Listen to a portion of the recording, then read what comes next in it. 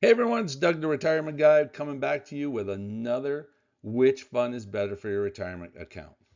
This one, we're going to use the Nasdaq 100 Income ETFs, QYLD from Global X and the Goldman Sachs GPIQ. Which one of these two are going to give you the more income, the higher growth, give you the stability that you need in retirement, and the freedom overall?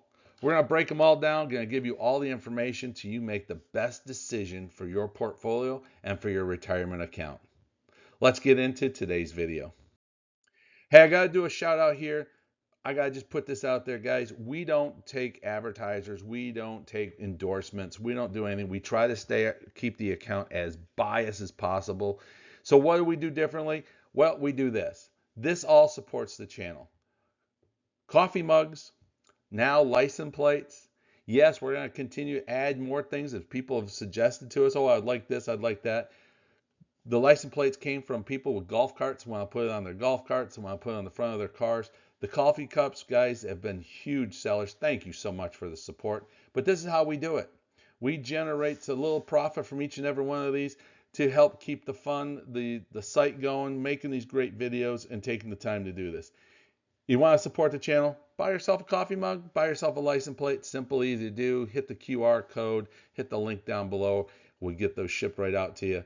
Guys, all we're trying to do is keep the channel afloat to make it worthwhile doing what we're doing. Thank you for your support, and let's get into the rest of the video.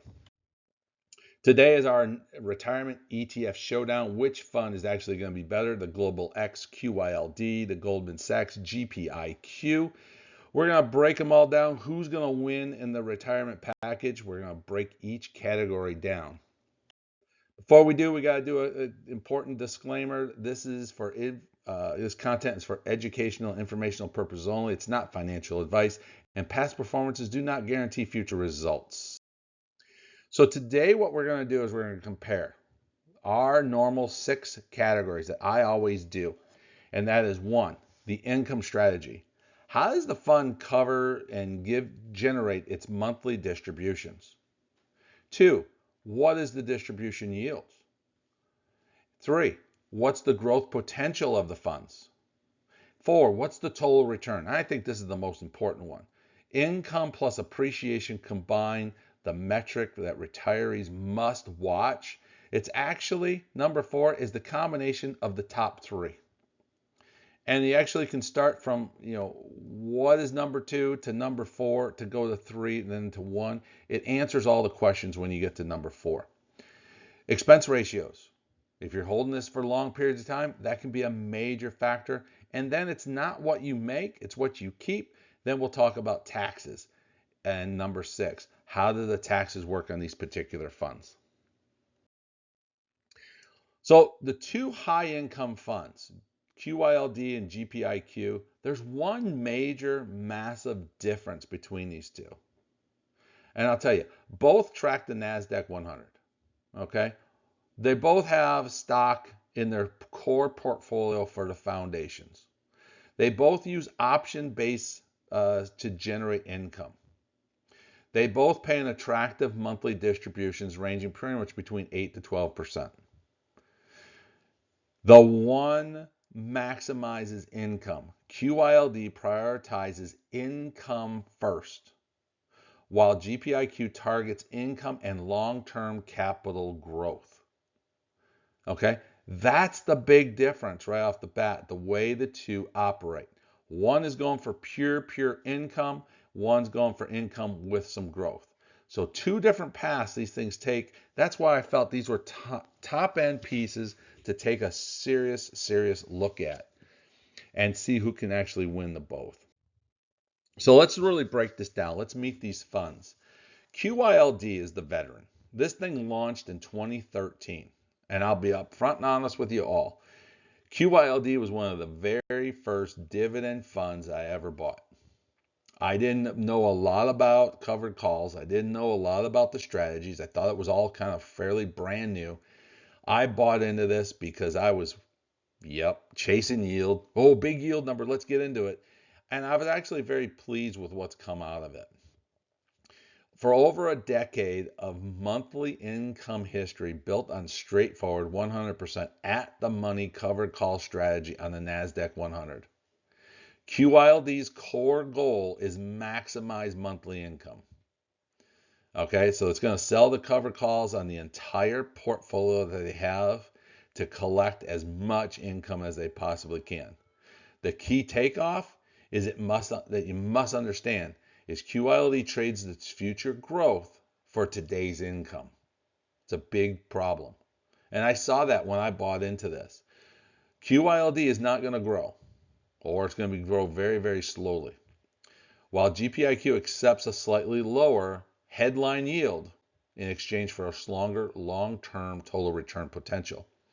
So launched in 2013, 100% at the money calls for maximum income focus. Now GPIQ came out about 9 years later. When they introduced this, it was a brand new, smarter approach, and I don't think a lot of people understood it at the time. If you were in the QYLD for a long time, you actually said, wow, this could make a difference.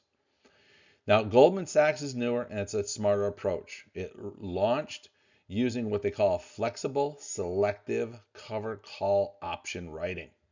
It's designed to balance the income with capital appreciation. The core goal is income and growth. Okay? So they have two targets they're shooting for, income and growth. They write out of the money calls on a portion of the portfolio. And I'm going to stop right there and explain this to you. This is the number one big difference between these two in how they operate. Okay? GPIQ uses 25 to 75% of its portfolio in writing options versus the 100%. Why do they do that? Because as the market has growth and rally side of things, they'll reduce their percentage down, so they write less cover calls, letting the fund grow and run. When the market comes choppy or questionable, they'll raise it up to that 75%. Still leaving 25% on the table for growth. They're leaving 75% for income generating.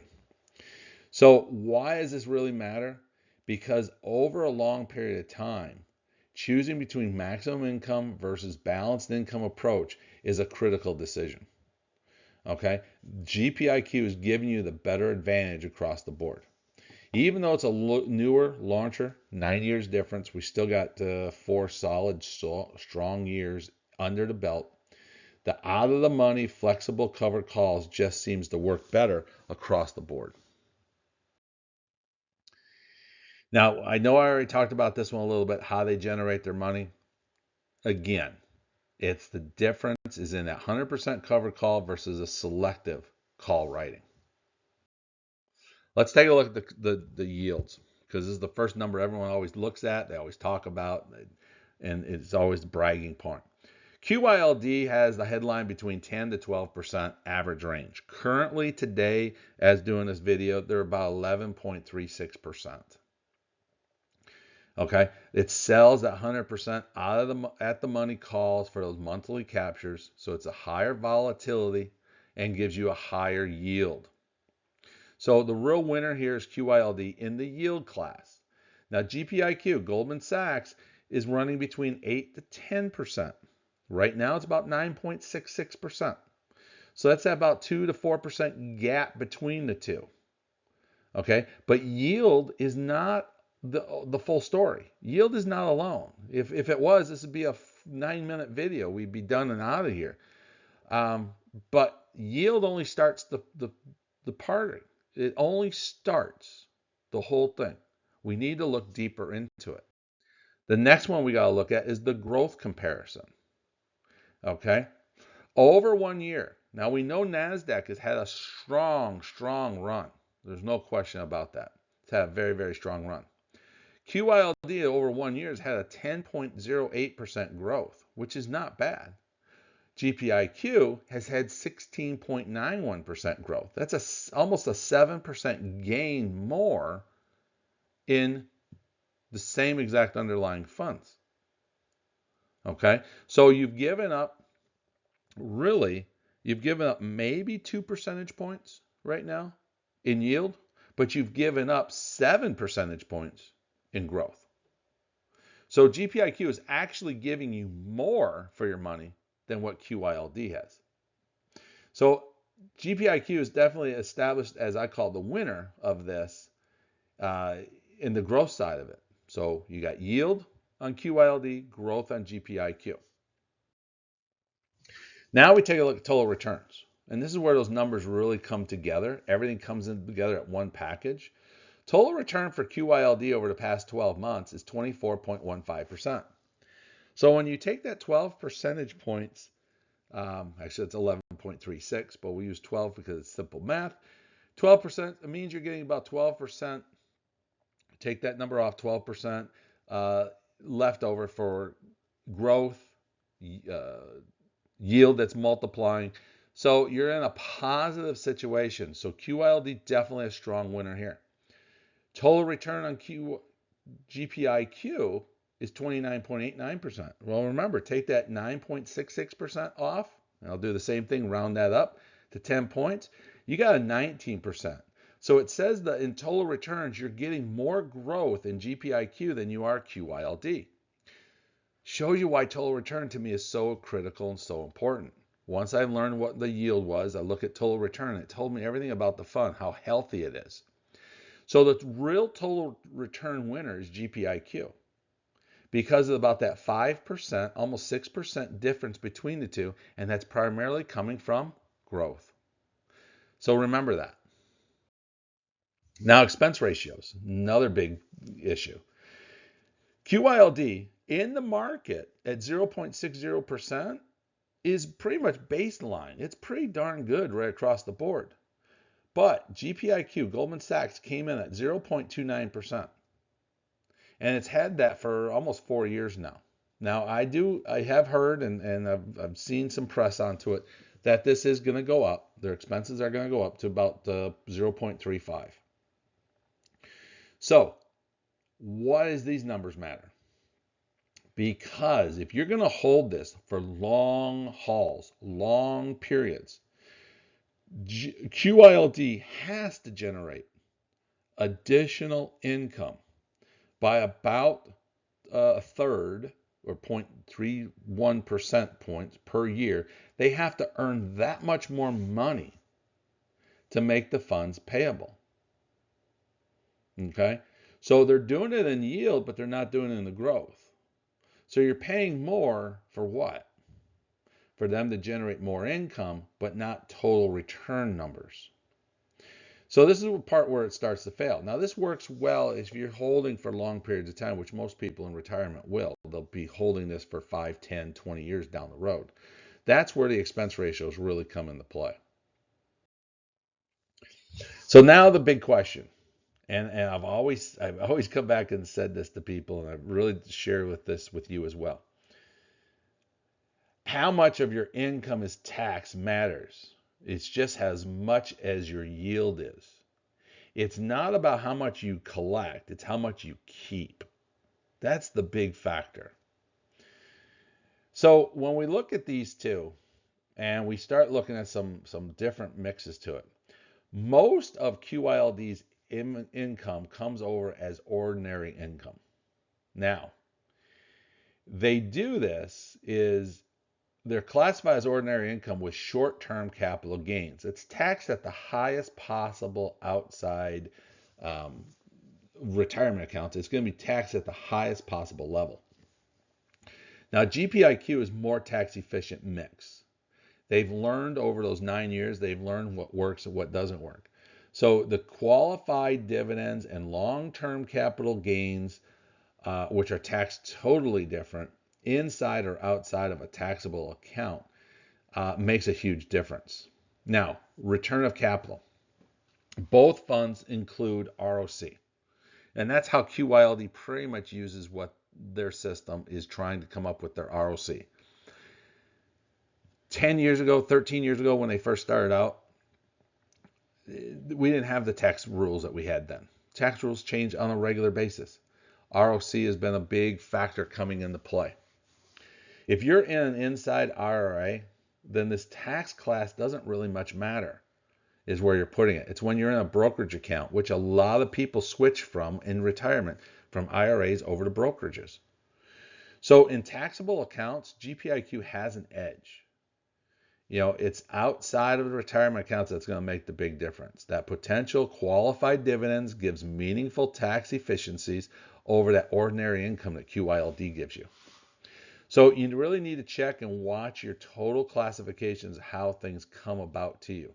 But I'm putting a lean towards GPIQ, that they handle the taxes better because they're using the qualified dividends, they're using the ROC, and actually there are some that when they do use the index, they did use the 1256 contracts.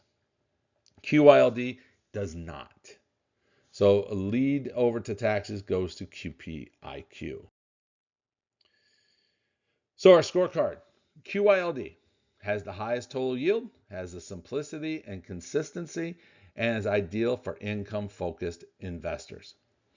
GPIQ, though, is the growth potential. It has the return of total return value, about that 7% gain. It has a lower expense ratio, and it has the upside participation. I think it's just a total, everything strong total package to go with. That's why I think GPIQ wins 4 out of the 6 for the final score. And I really think the bottom line for investors who are seeking income and growth, GPIQ is the best way, and it's really the strong winner between these two funds. It's kind of like 9 years, 10 years down the road with QYLD, it's time for a remodel. It's time for a redo. GPIQ is kind of a platform that they could use to do it. I'm not saying QYLD is a bad fund. I still own it. I do still own it. But GPIQ is definitely giving us a better advantage down the road. So the question is, which one's better for a retirement account? I do lean towards GPIQ. I do lean towards that package because the difference in income, but the difference in growth makes a huge factor across the board. I think the lower cost and better returns with GPIQ just hands down wins the game. QYLD still has a role. That's why I never sold mine off. It's the maximum cash flow. Okay, so what I did is I moved QYLD from a core product into a satellite product. And I've switched to GPIQ more as a core product and moved more funds and growing that part of my portfolio into GPIQ. Because I want that long income and growth longevity across the board, but I use QYLD as a booster to get me up and above the little bit that we lose in that yield side of it. Now, we're not chasing the highest yield. I refuse to do that. QYLD, I could put all my money in QYLD and be there, but I'm already showing you that income does not always win. So in my final verdict of all this, the GPIQ is really designed across the board for the income, growth, total package, low cost, win across the board. Let me know what you think about it. Leave a comment down below. Hit that like button if you like what we did. Let me know where you sit with these two funds. I think I did a good comparison, and I think GPIQ is definitely the right way of doing it. So in our comparison finishing point, the strategies, we go right down to it. Yep, QYLD has that higher yield. Strategies are about the same other than that. They're looking for more growth in GPIQ. It's that income first, capping the rallies, and stronger long-term for GPIQ. Expense ratios we talked about, tax performance. So which one is it best for? If you're just pure income, QYLD. If you want income and growth, GPIQ. I think every retirement needs some kind of growth to get over that 3%. Guys, let me know who you feel is a winner. I gave you my opinion, GPIQ for me. QYLD is a satellite. Let me know in your comments below. And most importantly, don't forget about the coffee cups and the license plates. We love to have you supporting the channel. Thank you so much for everything you do.